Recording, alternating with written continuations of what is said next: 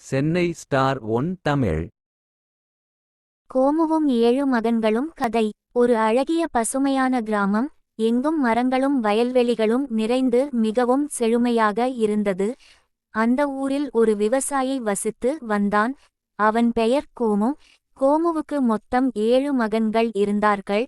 அந்த ஊரில் கோமு பெரிய ஒரு விவசாயியாக இருந்தான். அந்த கோமுக்கு சொந்தமாக ஒரு பெரிய கிணறு இருந்தது. அந்த கிணறு அவன் வயல்வெளிகளுக்கு மிக அருகாமையில் இருந்தது.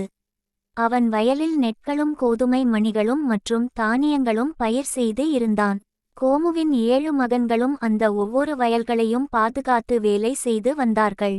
ஒரு நாள் கோமு தன் 7 மகன்களையும் தம்மிடம் அழைத்து, மகன்களே, மழைக்காலம் நெருங்கிவிட்டது. நம் கிணற்றை நாம் சுத்தம் செய்து வைத்தால் தான் மழைக்காலத்தில் தண்ணீரை நிறைவாக சேர்ந்து வைத்து பயன்படுத்தலாம்.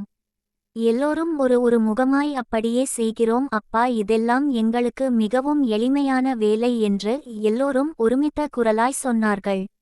ஒரு நாள் மாலை வேளையில் கோமு தன் வயல்களை பார்வையிடுவதற்காக வயல்வெளியில் நடந்து சென்றான்.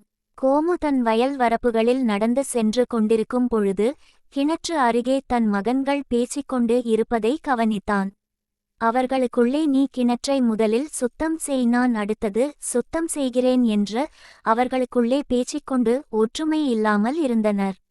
இதை தூரத்தில் இருந்து கண்ட கோமு இவர்களுக்கு சரியான பாடம் புகட்ட வேண்டும் என்று தனது மனதுக்குள் தீர்மானித்து கொண்டான். கோமு தனக்கு சொந்தமான கரும்பு தோட்டத்துக்குள் சென்று நன்கு விளைந்த கரும்புகளை ஒரு கட்டாக கட்டி தன் வீட்டுக்கு கொண்டு வந்து வைத்தான். மறுநாள் மாலையில் கோமு தன் மகன்களை அழைத்தான்.